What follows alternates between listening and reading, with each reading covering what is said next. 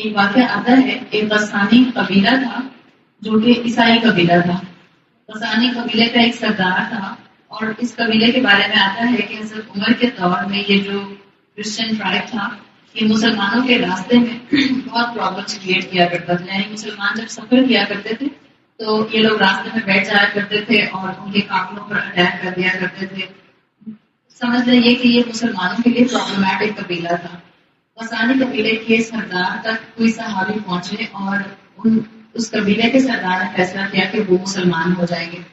اور یہ قبیلے کے جو سردار تھے یہ حضرت عمر کے پاس انہوں نے آنے کا فیصلہ کیا، اور ان کا خط آ گیا حضرت عمر کے پاس کہ میں آپ کے پاس اسلام قبول کرنے آ رہا ہوں.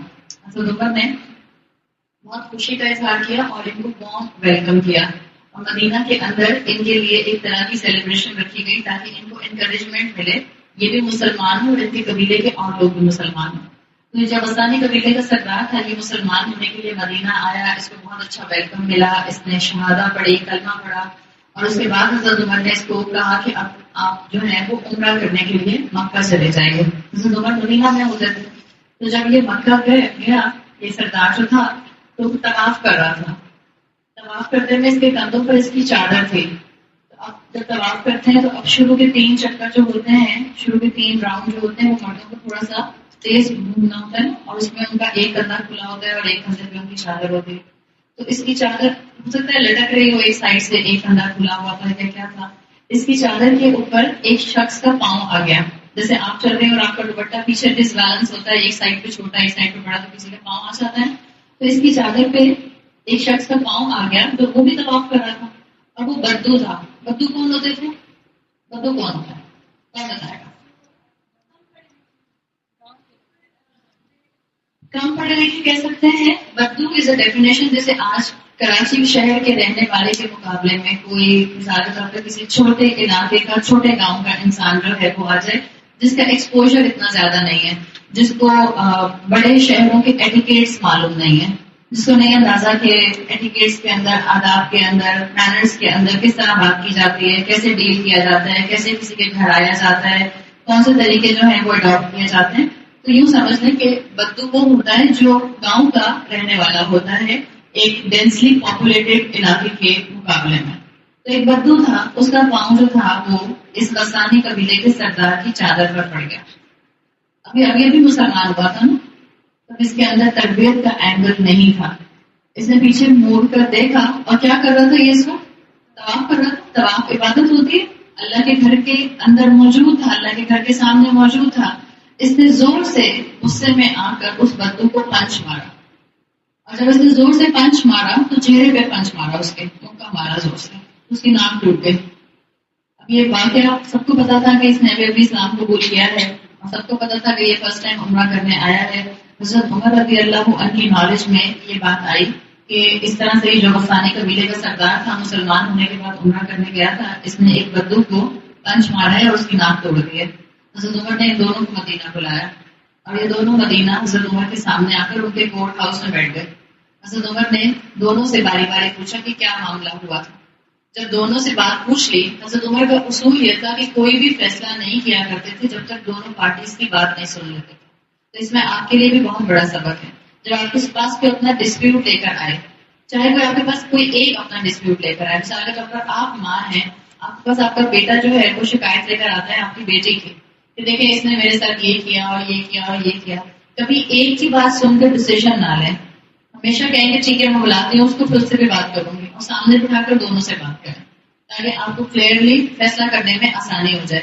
آپ ساس ہیں، آپ کا مثال کے طور پر جو ہے آپ کی مثال کے طور پہ چلیں، بیٹا آپ سے آ کر اپنی بیوی کی شکایت کرتا ہے، تو آپ کا فرض بنتا ہے کہ آپ اس کی بیوی کو، اپنی بہو کو سامنے بٹھا کر اس سے بھی پوچھیں تاکہ دونوں کی وٹنس سامنے آ جائے اور آپ اس کی بیسس پر فیصلہ کریں کہ آپ نے کیا فیصلہ کرنا ہے. حضرت عمر کا اصول یہی تھا، اور عدل اسی وقت نظر آتا ہے جب دونوں پارٹیز کی بات سن کر بیلنس بات کی جاتی ہے، حق کا ساتھ دیا جاتا ہے.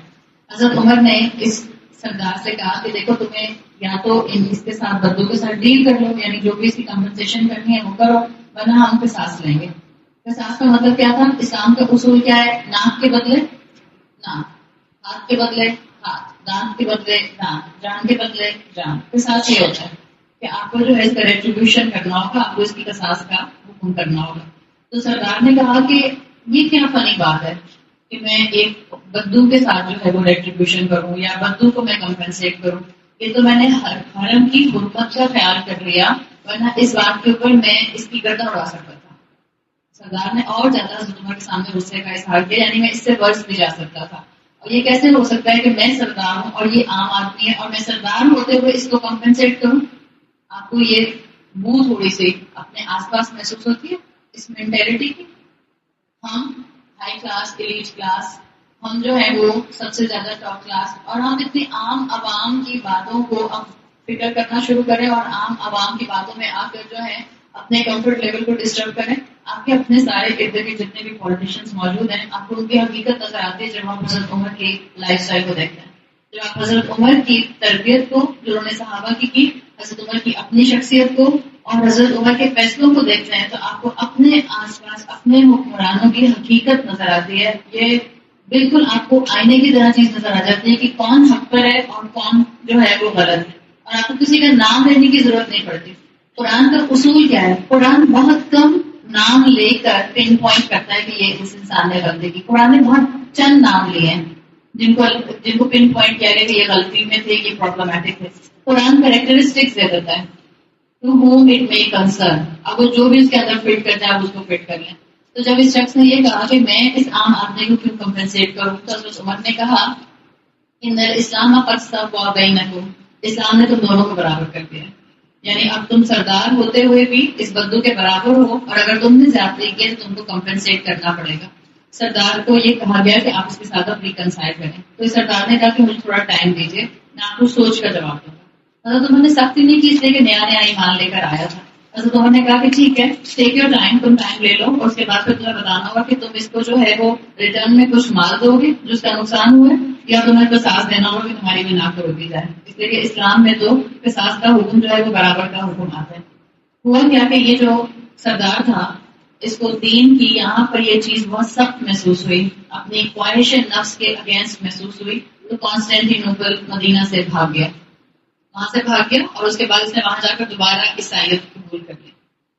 جو مفسرین ہیں وہ لکھتے ہیں کہ حضرت عمر نے انصاف کو وائلیٹ نہیں ہونے دیا، اس انسان کو واپس اس کی دین میں جانے دیا، لیکن انصاف کے لیے وہ سٹینڈ لیا ہے. انہوں نے یہ نہیں کہا کہ چلو سردار ہے تو معافی دے دیتا ہوں، چلو سردار ہے تو بدو سے کہتا ہوں کہ چلو اس کو چھوڑ دے، اب اتنی اچھی کوالٹی کا آدمی ہے، اتنے ہائی اسٹینڈرڈ کا آدمی ہے، اتنی پوزیشن رکھنے والا آدمی ہے، اس کا جو ہے ایک ایلیٹ کلاس سے تعلق ہے، چلو بدو سے کہتا ہوں اس کو معاف کر دیں. نہیں، انہوں نے انصاف کو وائلیٹ نہیں ہونے دیا. اور یہ شخص اس کے لیے آتا ہے کہ عمر کا جسٹس یہی تھا کہ عمر نے اسی جسٹس کی وجہ سے فتوحات حاصل کی، اور جن علاقوں کو حضرت عمر نے فتح کیا ان کے لیے آتا ہے کہ وہ آج تک میجورٹی علاقے 99% مسلم پاپولیشن کے ہیں. جیسے سیریا حضرت عمر نے فتح کیا تھا، عراق حضرت عمر نے فتح کیا تھا، اسی طرح سے پرشین امپائر اور رشیا، اس کے بھی کچھ علاقے جو تھے وہ حضرت عمر نے فتح کیے تھے.